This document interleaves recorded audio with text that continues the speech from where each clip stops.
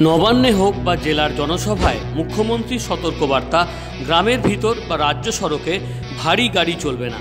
কিন্তু কে শোনে কার কথা? এ রাজ্যে দস্তুর এটা, নিজের চোখে দেখুন সত্য মিথ্যা।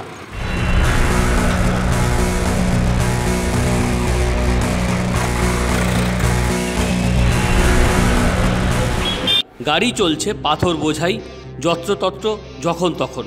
আর এর ফল কি হচ্ছে দেখুন নিজের চোখে। রাস্তা সহজেই পরিণত হচ্ছে মরণ ফাঁদে, যেখানে মানুষ ও রাস্তা দুজনেই কাঁদছে।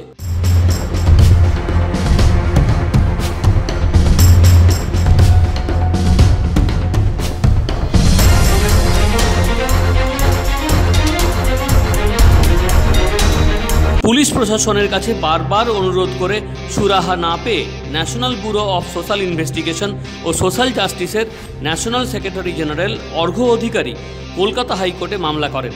তিনি বলেন, প্রত্যেক জেলার জেলাশাসক ও পুলিশ সুপারকে হাইকোর্ট রিপোর্ট জমা দিতে নির্দেশ দিয়েছেন। শুধু বীরভূম বলেই না, প্রত্যেকটা ডিস্ট্রিক্টে অল ওভার ওয়েস্ট বেঙ্গল সব জায়গায় বাসে, ট্রাকে এবং ডাম্পারে যা পারমিট আছে তার থেকে অনেক বেশি মাল নিয়ে যাওয়া হয়।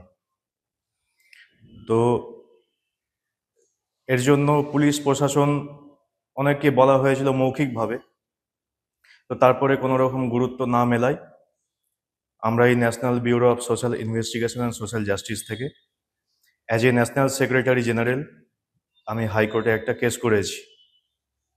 হাইকোর্ট থেকে প্রত্যেকটা ডিস্ট্রিক্ট ম্যাজিস্ট্রেট এবং সুপারিনটেন্ডেন্ট অফ পুলিশ সবাইকে বলেছেন যে উইদিন 4 উইকস হাইকোর্টে রিপোর্ট জমা করতে। এর আগেও বলা সত্ত্বেও অনেকবার দেখা গিয়েছে প্রত্যেকটা ডিস্ট্রিক্টেই অবৈধভাবে তোলাবাজি করে টাকা পয়সা নিয়ে এগুলোকে পারমিট করার, যার কোনো লিগ্যালিটি নেই, যার কোনো অথরিটি নেই। তো আমরা চেষ্টা করছি আমাদের তরফ থেকে যতটা পারা যায় আমরা এগিয়ে যাচ্ছি।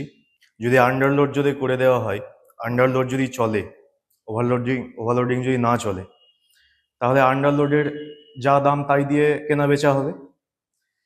তাতে গাড়ি ভালো থাকবে, রাস্তা ভালো থাকবে।